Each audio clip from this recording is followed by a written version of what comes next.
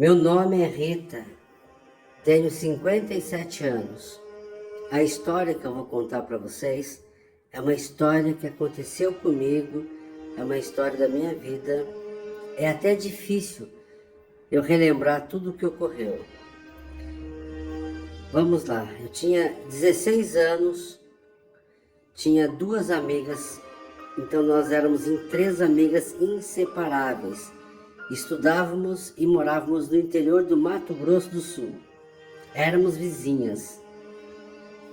E na escola, em um determinado momento, chegou um moço, um menino, que veio do Rio de Janeiro para estudar. Havia se mudado com a sua família.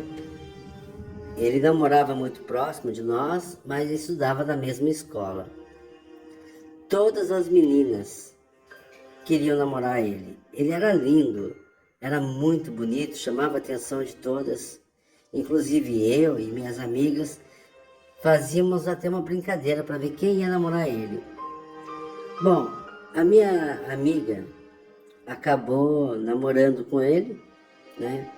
Ficaram namorando por um tempo, eu fiquei triste porque não é que eu achava só ele bonito, eu gostava dele. Pelo pouco que eu já havia conversado, eu gostava muito dele. Mas a minha amiga começou a namorar e ela se transformou. Não conversava mais nem comigo e nem com a nossa outra amiga. Éramos três e acabamos ficando duas. Ela se isolou nesse namoro, ficou uma pessoa totalmente mesquinha, egoísta. Esse moço a gente não tinha mais contato, não conversava, por mais que estudássemos na mesma escola. Mas não foi possível mais esse contato. E ela cortou as relações com a gente de amizade, mesmo sendo vizinha. Não durou muito o namoro. Aproximadamente 1 ano e meio eles haviam terminado. Ela continuou não conversando conosco e em uma festa de quermesse que tinha naquela época na escola, acabei conversando com ele. Se aproximamos, conversamos e dessa conversa começou um namoro. E começamos a namorar. A minha amiga, que era ex-namorada dele, não se conformava de saber que ele estava comigo. E o nosso namoro era muito sério. Inclusive, ele falava que tinha achado a mulher da vida dele. Não foi 2 anos, estávamos noivados. Tínhamos noivado e já com a data do casamento marcada. Minha amiga fez de tudo para que nós não nos casássemos. Ia na porta da minha casa, fazia escândalo, ia na casa dele. Foi realmente um momento muito complicado, porque os nossos pais não entendiam isso. O povo mais antigo é difícil de entender certas coisas. Mas resistimos e namoramos. Por mais que aquela minha amiga, que se transformou numa inimiga, a gente ficou junto. Nós nos amávamos e casamos. Se mudamos para não ficar ali também. Íamos ter uma nova vida. E essa minha outra amiga, porque nós éramos em três, voltou a amizade com ela. E eu também de vez em quando via ela. Mas eu não conseguia conversar muito, porque vida de casado é diferente. A gente tem responsabilidades para fazer, cuidar de uma casa, trabalhar, ajudar o esposo. E ela havia dito a mim que aquela nossa amiga não se conformava de eu ter casado com ele. Inclusive, em alguns momentos, até conversei com ele a sós e perguntei o que levou à separação dos dois, porque ela fazia muito escândalo. E ele falou que ela era insuportável e não tinha como continuar com ela.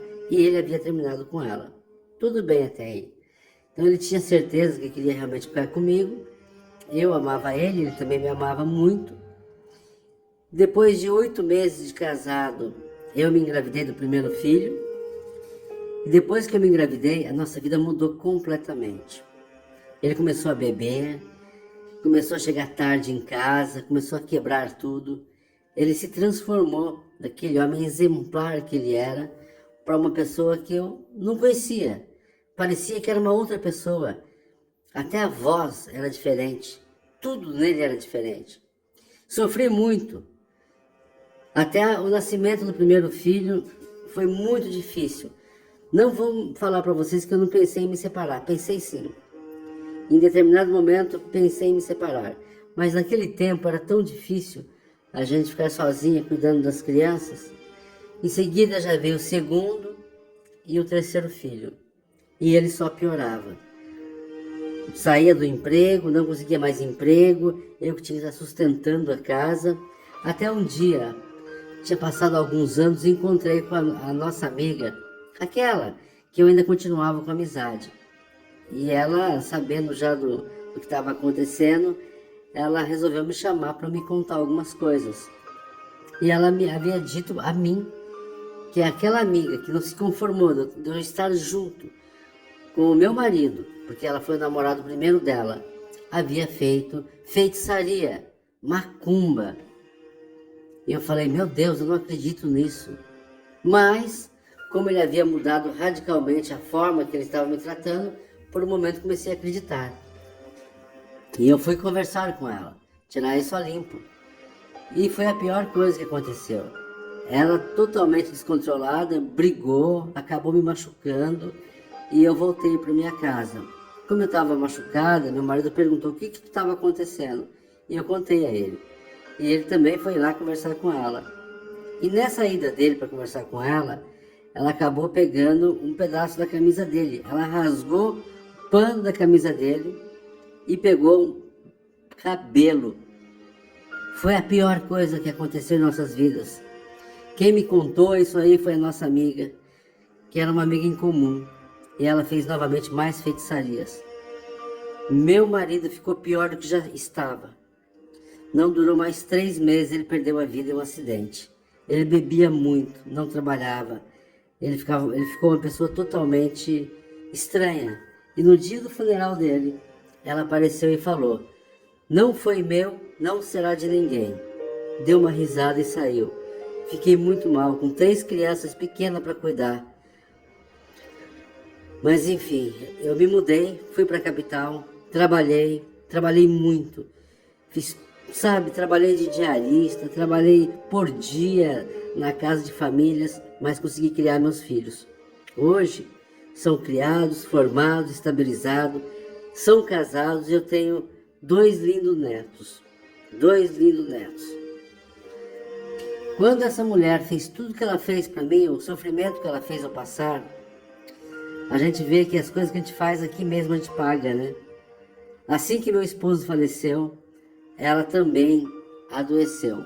Ela ficou muito ruim. Os familiares levaram ela para vários lugares para tentar ver a saúde dela e nem o médico conseguia curar e não sabia o que ela tinha. E ela foi secando, foi ficando igual um corpo seco. E a gente sabia do que rodava, do que eles falavam, né? Apesar de não ter contato com ela. Um determinado dia, veio um senhor na minha casa, bateu na porta e falou que ela estava pagando a conta do que ela havia feito com a minha família. E que para ela descansar, ela precisava de um perdão meu, que não adiantava ir em médicos, não adiantava fazer mais nada, que já era espiritual. O que ela havia feito, feitiçaria, estava cobrando dela. Foi o momento, então, que aí ele veio pedir para mim ir lá e a perdoar. Eu relutei no início. Eu não tinha coragem de ver uma pessoa que fez tão mal para minha família. E ainda mais perdoar. Pois bem, num determinado dia 24 de dezembro, véspera de Natal, naquele momento de espírito de fraternidade natalino, eu pensei e falei que não ia me adiantar nada eu continuar daquele jeito, sendo que nada traria meu esposo de volta. Então eu fui até a casa dela e a perdoei. Não foi fácil, mas eu a perdoei, tirei tudo aquilo que eu tinha do meu coração, aquela mágoa, e assim que eu fui embora, depois de ter a perdoado, conversado umas 3 palavras, 4 com ela, no dia seguinte essa mulher faleceu. Parece apenas que ela estava aguardando o meu perdão para poder descansar. Por isso eu falo para vocês, se alguém aqui que está ouvindo pensa em fazer algum tipo de feitiçaria para amarração por causa do namorado, do marido, não façam. Isso atrapalha a vida de quem vocês fez, para quem vocês fizeram e também volta para vocês. O relato da minha vida foi esse, realmente mexeu muito com a minha vida. Um abraço a todos do canal.